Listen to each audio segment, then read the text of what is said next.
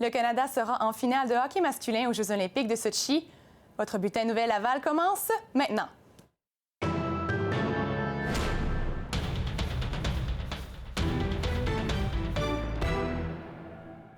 Bonsoir, Mesdames, Messieurs. Ici Valérie Chouinard et bienvenue à votre bulletin Nouvelles Laval. D'abord, le maire de Montréal, Denis Coderre, passera à l'action dans le projet de recouvrement de l'autoroute Ville-Marie à l'est du centre-ville. Le projet a été confié au chef de l'opposition, Richard Bergeron, lui qui avait fait de ce projet une priorité lors de la campagne électorale. M. Coderre compte sur la collaboration du gouvernement du Québec pour la réalisation du projet. La Société des casinos... On veut que ce soit un leg pour 2017 maintenant. Ça se peut que ce ne soit pas finalisé en 2017, mais le travail va se faire en conséquence, puis c'est vraiment basé pour les travaux pour célébrer notre métropole. La Société des casinos prévoit la compression de personnel au casino de Montréal et probablement aussi à celui du lac Lémy en Outaouais. Cette réduction d'heures représenterait l'équivalent de 123 postes à temps plein. Le président du syndicat des employés de la Société des casinos, Stéphane Larouche, précise que ces compressions effectueront surtout le service direct aux clients. Le porte-parole de la Société, Patrick Howe, explique que les casinos seraient confrontés à une diminution d'achalandage. Du côté du casino, l'employeur refuse de confirmer ces chiffres. Allons maintenant rejoindre Jade Lafrance. Jade, l'équipe canadienne de hockey masculin se rendra en finale demain après avoir remporté la demi-finale contre les États-Unis. Eh bien, Valérie, hier après-midi, je me trouvais au bar sportif du Forum de Montréal. Écoutez, plusieurs spectateurs ont assisté en grand nombre à ce duel qui opposait le Canada aux États-Unis. Tout juste avant le début du match, j'ai parlé avec certains partisans. Ils se disaient tout de même inquiets quant à cet affrontement parce qu'on le sait, les Américains ont eu beaucoup plus de facilité à toucher le fond du filet comparativement à l'équipe canadienne. C'est seulement lorsque le premier et seul but marqué par Jamie Benn lors de la seconde période de l'équipe canadienne que les spectateurs ont pu éprouver un réel soulagement. De plus, ça ne les a pas empêchés de rester sur le bout de leur chaise tout au long du match, et ça jusqu'à la fin. Maintenant, les spectateurs espèrent que l'équipe canadienne pourra conserver son titre de champion.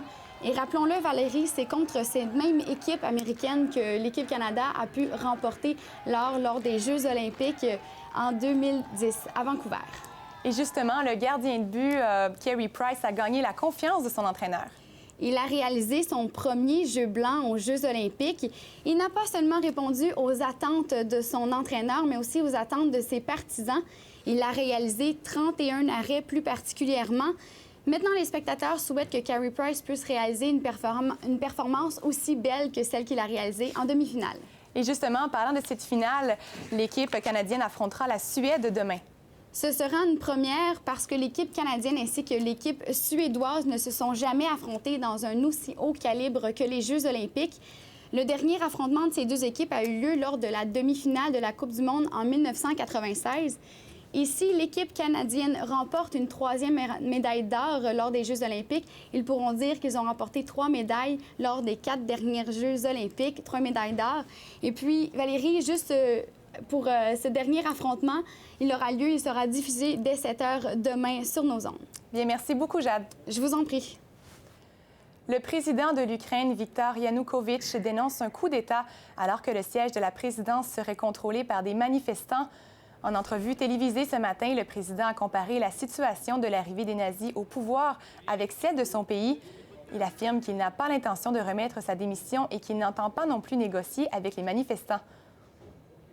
À 56 ans, l'archevêque de Québec, Monseigneur Gérald Cyprien, devient le 3e plus jeune cardinal au monde. Le pape François a présidé la cérémonie au Vatican ce matin. Il devient ici l'unique des 19 nouveaux cardinals nommés en janvier à provenir de l'Amérique du Nord. Il rejoint les 3 autres cardinaux canadiens à Rome. À Québec, sa nomination sera célébrée le 28 février prochain au Pavillon de la Jeunesse.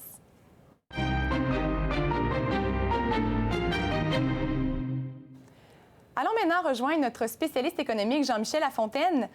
Jean-Michel, un premier accord de libre-échange a été signé entre le Canada et l'Asie.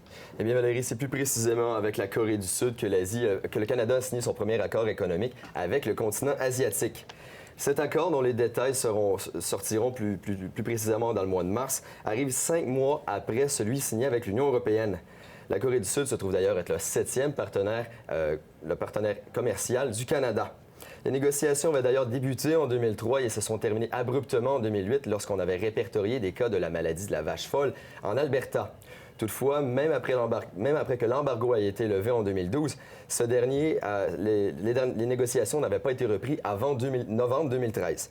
Il faut toutefois noter, Valérie, que la Corée du Sud ne s'était pas empêchée de signer d'autres accords, notamment avec l'Australie, les États-Unis ainsi que l'Union européenne, faisant perdre du même coup 30 % des parts de marché, soit 1,5 milliard de dollars au Canada.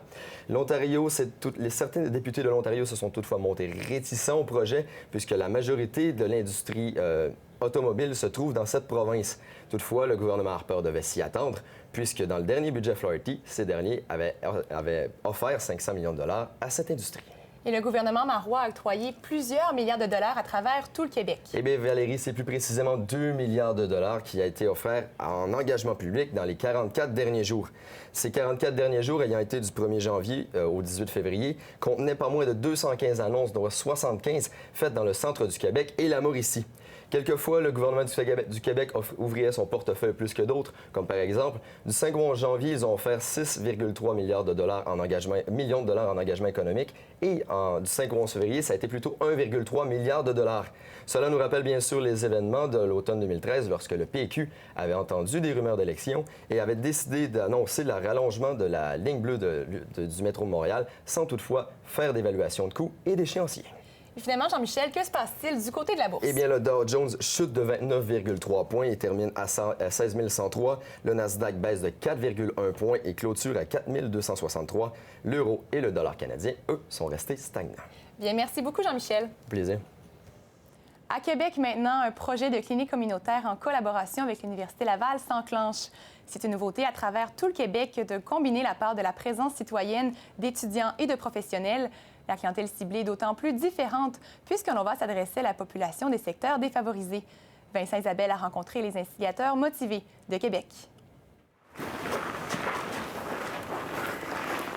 La clinique étudiante de santé communautaire SPOT est un projet mis de l'avant par le département de médecine sociale et préventive de l'Université Laval. Elle tentera entre autres de rejoindre la clientèle désaffiliée du système de santé actuel. Le médecin urgentologue du centre hospitalier de l'Université Laval, M. Maxime Amar, affirme que ce n'est pas une question médicale, mais plutôt d'accessibilité aux soins de première ligne.